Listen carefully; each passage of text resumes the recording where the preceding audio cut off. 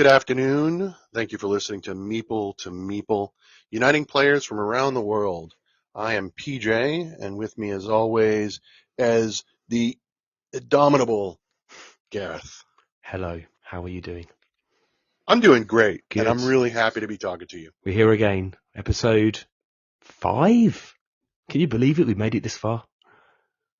You know what's more astounding is that people are still listening to us. That is true. And we've got 27 episodes still to record. So, I know. And more ideas are flowing in all the time. So it's not just the 25 that we've jotted down. We've got more ideas coming in. So if anybody wants to hear certain topics, just fire them into the comments or drop me a message or PJ a message. No, we totally welcome input from our listeners. Yeah, always. So today is, I think you're going to give it a context about our topic today and why it's important. So today we are going to talk about one is the loneliest number. Oh. Solo gaming. Right. To solo game or not to solo game? I believe that is the question. And that seems, I think you were telling me about a recent discussion. I'm not quite sure which forum it was on or location, but you were sharing that people had some differing views on whether soloing was even a game. Exactly. So recently it was brought to my attention. Now, as you know, I'm only on Instagram, but it was other platforms. There was some discussion, we'll be polite, about solo gaming. And at some point, the argument came up that solo gaming is somehow less legitimate than multiplayer gaming. And and again, I don't know, right? I can't give you handles or names, so listeners, don't try to find out who I'm talking about. I don't know who these people are. But apparently it was argued that if you are interested in a solo variant of a game, you should pay more than the rest of us who don't want a solo variant. Is that because a lot of Kickstarters I've seen recently have had solo added in?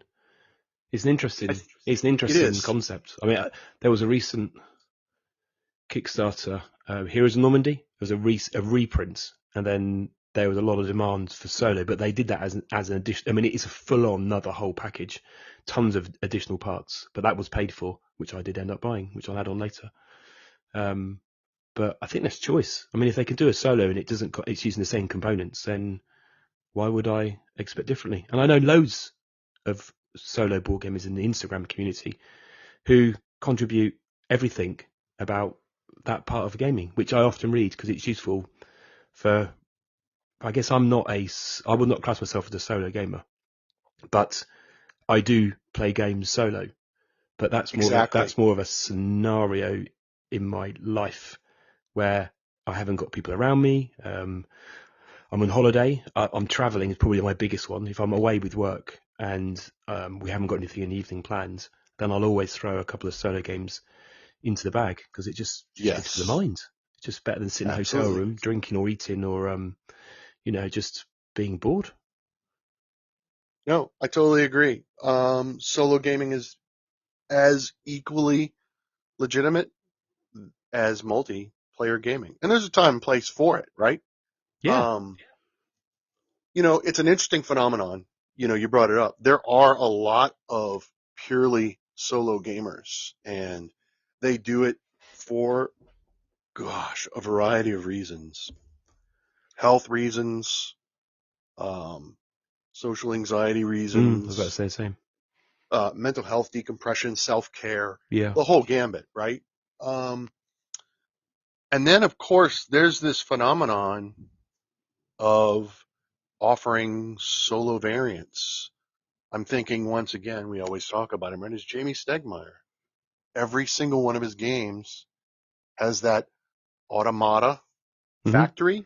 He's trademarked the solo variant, if you will, of all of his games. And I think that's a testament to Stonemaier Games. I think it's a testament to him as a designer, right? I mean, isn't it? It's the whole design factory of. I mean, it's a separate group of people whose role is to design something that works for those gamers who, like you say, don't want to sit around a table with a group of other players. They find their energy from challenging themselves or challenged by the game And sometimes I've seen, there's like a score mark, or you just kind of beat the game through your own unique way of playing. Absolutely. Absolutely. The thing is, if you don't want to, you just set that aside and it's like a deck of cards or something. Like you, I'm not a solo gamer primarily. Um, I played a lot of solo games in preparation for this episode. So more prep work. I've done But reading and researching. yep. So you were talking about when you solo game, and Yeah. I typically solo game when my wife is painting our miniatures. hmm I'd also like to state for the record that she did finish all of the Nemesis minis, so we were able to play Aftermath this past weekend. Hey, you did send me a photograph. So I did. are they on your Instagram account yet? They are not. They need to be. It's been a busy weekend of gaming. I have not had a chance to post much. Um, but while she's painting the minis, I'm playing some solo games. And I tried out a few of them. Those of you saw my reel about Arc Nova, that was an What experience. what was the score you got again? I believe it was Oh one, yeah, that's right. Legend. which, as we know, is the loneliest number. It is, but also I've known people to get a lot less when they play Dark Nova Right. In in multiplayer, there multiplayer. has been an occasion where I've gotten negative points. That game was stressful. That was a stressful solo experience. I thought I was going to come out negative and be like, well, this is terrible. And then I won 1 point and I couldn't help. I was like, I've got to go tell the Instagram world that I got 1 point. 1 point. And then I challenged everyone to try to replicate it. And I haven't, because I haven't tried it. And do you think, how different was the solo experience to the multiplayer? And does it For, require a different skill set? So if I played solo a lot, lots of games solo, would I I do felt, better at Arc Nova on the first time? If that makes sense. I don't know. It sounds like you and I are really similar in our play styles. I found it to be more challenging. And I don't know why. So one of the things that I struggle with when I play Arc Nova is to get my conservation score up. I can get my appeal, but I can't get my conservation up until late in the game. But playing solo, I backed every single conservation project. So I was actually more successful, and yet my score was lower. So it could just be that I'm a bad, Yeah, it's weird. Don't I think, you is know, it part of when I play Arc Nova is that racy element of watching everyone around you. You're like, exactly. whether it just dials up the competitiveness because there's people around you. But And to be fair, we have to bring on us like a solo gamer to give us their perspective of. oh, absolutely. Absolutely. So those of you solo gamers out there, reach out to us because I think we'd love to have you on at some point to Yeah. really dive deep into the experience. So I think one of the things, it's really interesting playing a solo game. What makes me such a good gamer is I'm constantly watching my wife and I'm hmm like, oh, she's got points over there or she's stockpiling these resources. And so it, it motivates me. But when there's no one there, it's like, I'm just going to play some cards and lay Yeah, I down think some tile. I think it's so if I'm at home and my wife is busy doing other stuff, or what doesn't want to play games, and I think I'm going to go play a solo game, I haven't got the energy. I need that social interaction, or I just Right. think it's just not. I just don't get the kick. We do need to get a solo gamer on here to talk through Yes. the experience they have versus how we are. But so I think the plan for this show is you're going to talk through some examples of good solo games but are actually multiplayer. And then I'm going to talk through a number of examples of games I've thrown in my bag that I end up taking away with me, which are probably Right. more solo gamers. Right. No, absolutely. Yeah. So, like I said, I'm not much of a solo gamer. Um, but there are two games that are multiplayer with a solo variant that, oh, they are so good. What have you chosen? First of all, and I know it's on your list, is Terraforming Mars. Yeah, it's on my list. That is so that's a solid game. The wife and I played it today, earlier this morning, just the two of us. And after playing it, we realized we enjoy it better than Ark Nova. Not that we don't like Ark Nova, but because a lot of people make that comparison. Yeah. We enjoy Terraforming Mars more, But they both live in your collection but they both live in my because I see collection. them very different. I agree. I do. I don't think Yeah, they're similar, but a lot of people yeah, make that. yeah. So, I get the connection. but Terraforming Mars solo is it's really good. So, It's so weirdly, really good. Terraform Mars ends up in my work bag. I've got always small box games, pretty much everything else on my list. But that's Terraform Mars has been set up on hotel beds solo, and it just works solo really well. Well, it's like it's designed, it's made for it, right? You Yeah, got you got this many generations and just go, right? Just terraform Mars, right? And play the game. just No, I don't. It's more. I think what makes it successful is that it's not just a solo variant, but it sells you, it provides you an experience. mhm. Wouldn't you say? Yeah. I mean, I'm always thinking I'm pumping up the machine. It starts, and you get the same decisions at the beginning about which cards and which corporations, and then it's just go, and it's how quickly can I fire up the engine and get through the game.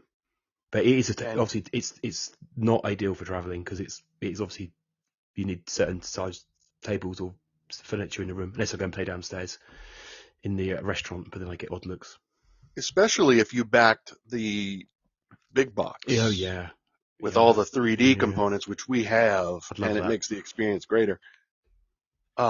It's such a smooth solo experience, right? Yeah, it just works. It just works. But I wonder if that's again question for our solo gamers. Does Terraforming Mars tick the box for you, and whether that's just a different, that's still seen as a really good solo game. I'm sure it is. Looking at the geek and what's That's a great question. I would love to hear from solo gamers if that's like, are we as multiplayer gamers making an assumption, right? mm, Or mm, is Terraforming Mars in fact that good?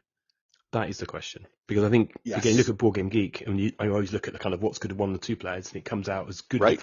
I think it's solid with one, very very good. But is that spun by multiplayer gamers who happen to play it solo? Because I don't think there's a huge group of solo gamers. I don't know. We'll find out. Yeah. Hopefully, No, some it's a people will great drop us a question. message. So another game that is a multiplayer with a solo variant. Oh man. Oh, Gareth. What have you chosen? It's I've chosen, this is not going to come as a surprise to so many of you, and that's Obsession. See, I have not played that solo, so tell us more. So the beauty of Obsession, one of my complaints. So let's provide context. One of my complaints about solo gaming is that I pull the game out, I set it up on the table, I'm ready to go, and then I'm just exhausted. Yep. And I don't want to anymore. Well, with Obsession, you set the game up, you take your first turn, right? And then you roll a d20, Mm-hmm. and there's a single solitaire game card. There's a deck of cards for these houses that you're competing against. And it basically tells you which tile in the builder's market to remove from the game. As simple as And that. then refresh. And then take your turn again. So you don't have to worry That's about, beautiful. yeah, because you don't have to worry about, well, your neighbor who suffers from AP and he's taking an inordinately long time. Or table chat or whatever, right? Mm-hmm. It's really smooth. I love it. Take my turn, roll the d20, do the thing, take my turn, and then I just keep going.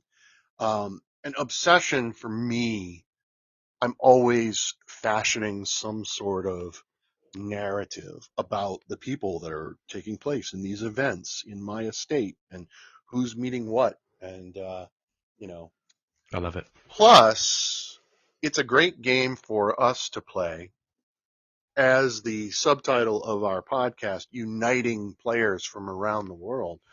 We can agree upon we're all going to play this same house and we're all going to play against this same AI card, which Oh, will yeah, be the let's do it. house Yeah. steward, I mean, there's right? loads of us who've got obsession. So yes, okay. I So we have all done that play. with I've done that with some people. Oh no, what's the score I've got to get? Oh, exactly. So the card tells you what their final score is, Okay. and it tells you how many points they have in each of the 5 room Yeah. types. So when you get to the courtship phase, and you've got to look at your value of sporting hmm rooms, you just look at their chart, and it'll say they have a 4 or a 3 or a -2, and you just have Awesome. to beat that, and you win the courtship. Now you get the courtship, you get one of the Fairchilds and the victory point card. If you lose or tie, this hmm is important. You give a victory point card to your AI opponent, Right. Okay. Got secret it. and face down, Yeah. Yeah. even if you tie. Okay. And then end of the Um, game. What is it? So it's you've got to beat the the AI, have you? game is the score on the AI's card plus any victory points, Okay. and that's it. I think you should let us know which house that you're playing, and then we can add the scores, and people can Oh, we're say, going to do that. yeah, We're going to definitely do that. let's talk about that on Um, Instagram and put it onto a couple of stories. we should probably make this like a global thing. I think at first my idea was like 4 of us would do this. I think we No, I should think make you it a should open it up to global. everybody. Yeah. Right. I've noted it down. So we're gonna show our solo gamers some love and look for our Instagram where we're gonna post. You play with this house against this AI house, and we'll compare scores. That way we can all play I'm Obsession sure we all can. over the I'm world. sure we can arrange a prize as well. We could. We Let's could. let's We see could what we definitely do let's see that. if we can rustle up and make this a global event for the best Obsession solo score. And like you say, I love it. give these solo gamers some love. Yes. I've got one more I want to talk about. Okay. And this was kind of for me, it was a bad experience. Oh, Not bad. Bad's not the right would word. other people agree with you, or is it No, I think people are going to disagree with me. okay? Um, I did not enjoy it. It wasn't a bad experience. It didn't sizzle for me. I played Cascadia. Okay, not played that I either. love Cascadia.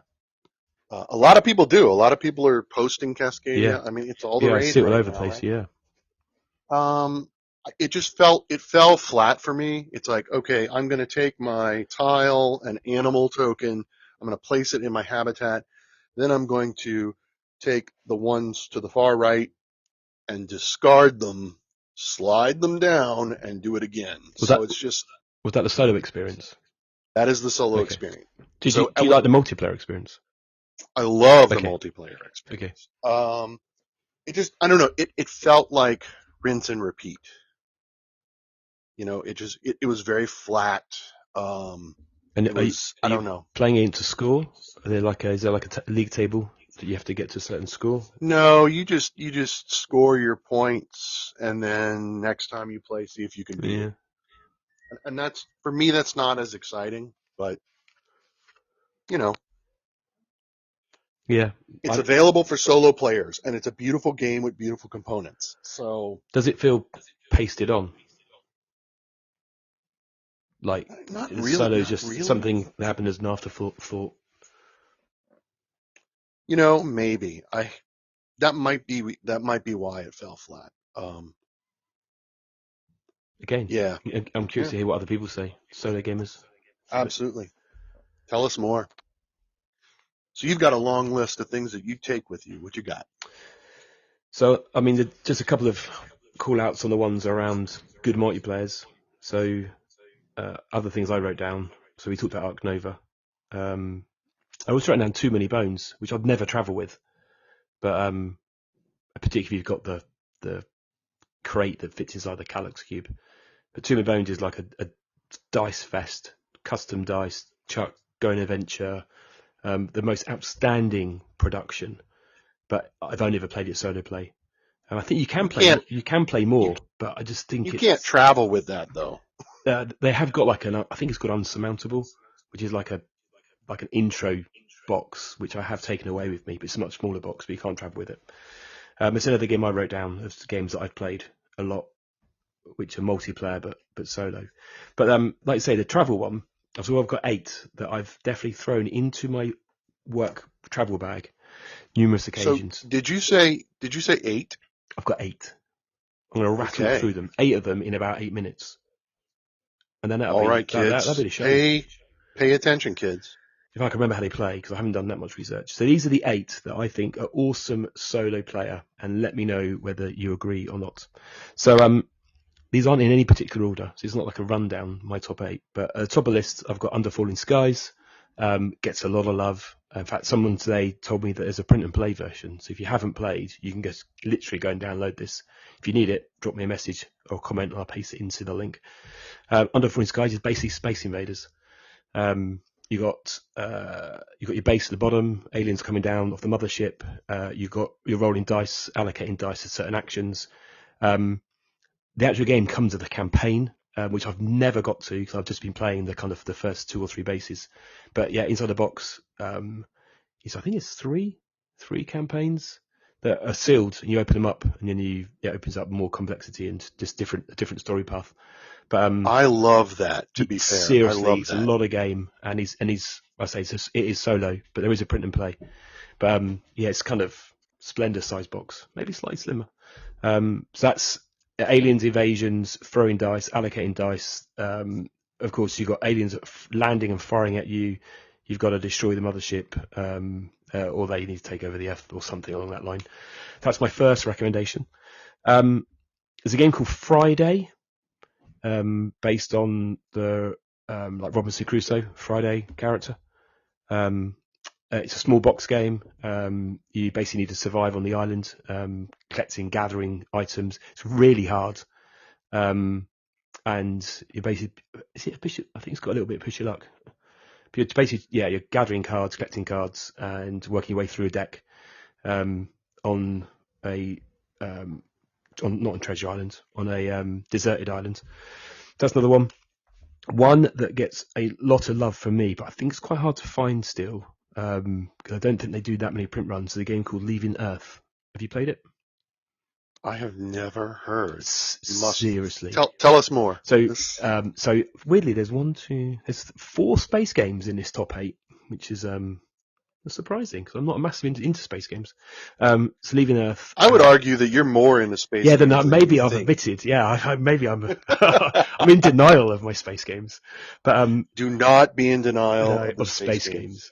So Leaving Earth was a designer that his family set up the production. So I think it was produced at home. I actually think in recent years the designer's fallen out with the family. The family still do the game production, but they're all handmade in somewhere in the US. And so they're really small print runs. You can pick them up. I've definitely seen them over here. But it is multiplayer. I've never played it because it just works far better as solo. You are running either the US Space Agency or the Russian Space Agency, or I think European. You start with a budget and you have to develop it from scratch. If you like maths, then there's tons of it. Not too complicated, but you have got to work out, like you've got to test rockets, or you haven't got to test rockets, but guess what happens when you don't test rockets? People die. So you have this great mechanic where you can do research, and then you get 3 success cards. They're face down, and you can decide either to do a test and reveal a card. If it fails, then you've obviously learned something, that card goes away, or you can just risk it and fire up. Of course, you might get a success on the first try, but those 3 cards remaining get shuffled. And then the second time, of course, you may have a failure or major failure in there. But you've got missions like just get a rocket into space, get a man into space, get a man to Mars, get a man to the moon, land on the moon, take samples from Venus. But they all require you to kind of work out the weight and the gravitational pull of getting out of the Earth's atmosphere. There's 2 expansion boxes. One goes into the outer solar system, which I've got, and the third one was more around space stations and building space stations. It's got like a shuttle in it, but it's absolutely brilliant, and it's worth looking up if you want to play solo gaming. The artwork's beautiful. Components are just lots and lots of cards of different sizes and some very basic wooden tokens, but like cutouts. They're shaped. But Leaving Earth would be the game that I would not part with in my collection, but you do need to do a bit of maths. So Leaving Earth. Check it out. Deep Space D6 is a game from Kickstarter a few years ago. In the box, you've got some different spaceships. You're rolling dice, allocating them, very similar, like a little bit to Under Falling Skies from the sort of Dice Fest perspective. But you're basically surviving your way through a deck, trying to deal with damage. And then there's 2 or 3 different ships, I think, in the box. And there's a couple of expansions. But again, it's only the size of like a Ganshon Clever box. Very easy to throw in the bag. And again, I hear and see people talking about that quite a bit, but I think that's quite hard to get. A game by one of my favorite designers, Tony Bordell, who designed Snowdonia, is a game called Lux Aeterna, Aeterna. Space themed. Easy mode, I think, is 15 minutes. Hard mode's 10-minute game. He's even put a link into Spotify in the rulebook of 2 bits of music, kind of atmospheric, that play for that length of time. So you hit play on the music, and then you've just got to survive from not being pulled into a black hole. So you've got 6 dashboard components, kind of like gravity, or not gravity, I think, comms, power. I can't remember the 6. But again, you're throwing dice and you're drawing cards, and you've got the cards have got multi-purpose. So one's about how fast you're moving. One is kind of an event, an action. The other one, I think you can reserve, and then you have to decide. You have to use one of each, and then you're trying to get away from the black hole before you get sucked in. But really intense and well worth looking up. Definitely available in the UK still. That sounds both terrifying and awesome. And the artwork's really nice. Just kind of one tone, might be 2-tone. But again, look it up. Lux Aeterna. Conscious, I said 8 minutes, and I've already spent a long time talking about things. Another one be Healthy Heart Hospital, running a hospital, but it had some had really bad management, and you've taken it over. And as the game progresses, you're pulling cubes, trying to cure people. You haven't got all the staff you need. Then people start to die, and you can kind of hide the bodies around the hospital until the point someone finds you out. Really good. You can play it multiplayer. An awesome solo variant is available on Board Game Geek, which it's well worth it. But again, I think that's one's difficult to find. But that ends up going everywhere. And my last 2, bigger box, Nemo's War, has been on Kickstarter a couple of times. Yes. We know this one. Yeah, so that's, again, it's quite a large footprint, but you are running, what's the ship called? A submarine. Oh my, I've forgotten. Nautilus. Yeah, Nautilus. Yeah, you're running that around the Earth, around the seas, trying to avoid all the ships. You can destroy ships. You're drawing cards, going on adventures. Loads of variants in the box of different stories that you're following through, and looks and plays beautifully. And then my final one on the list is Hostage Negotiator, which is again, small box, solo game, trying to save hostages. But I'm now at 8 minutes, so I've just failed. The one I haven't played, which I see a lot of, is it Final Girl? Yeah, everyone's talking about that. I missed a chance of picking up the Kickstarter set at the expo by about half a day. I didn't realise it was there, but somebody has some Kickstarters. But those are ones that I most often grab off the shelf. Now there's roll and writes, and there's flip and writes that often get in the bag, but they are not solo games. They just work well, one player. Right, absolutely. It's a different experience to me. So I'd like to tack on one more real quick. Go. And that's The Lost Ruins of Arnak. See, I've sold it. You did? I did. Oh, man. Okay. Tell me more about solo, and maybe I'll regret it. I never played the base solo variant, but they did a print and play solo campaign, right? All right. It told a story. It was really interesting. It was really cool. And it required, you needed some tokens to indicate when it triggers a story element to the campaign. So I used discarded discarded cubes from Pandemic Legacy, which we finished years ago. So I have all these components lying around. I'm like, I'll use these. It was really good. The story was cool. I felt like there was So Lost Ruins of Arnak is already a solid game, although you may disagree because you sold your copy. But this solo variant, I felt like it was more, right? Interesting.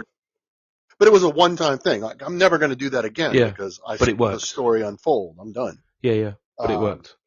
Yeah, Mm. definitely please. If you are a primary solo gamer or you are an avid solo gamer, but you're open to multiplayer, we want to hear from you because I think this is a great subject to talk about.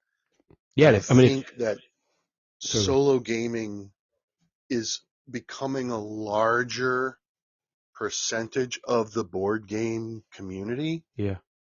that we need to engage more. And I really want to hear from you. I mean, there's quite a few dedicated Instagram accounts, like Mostly Solo has an account Yep. that every day is giving us insight, and there's more that my brain right now is not going to remember. But we'll tag off the a top few. of my mind, it's Board Gamer Girl. Yeah. She plays a lot solo. Well, and then there's the Solo Sunday Challenge that goes around Yes. Instagram. I think we'll put a couple of links in our posts on Instagram tomorrow. Yep. To relevant solo champions of the cause. So I want to leave with this final thought that solo gaming is good and valid and true.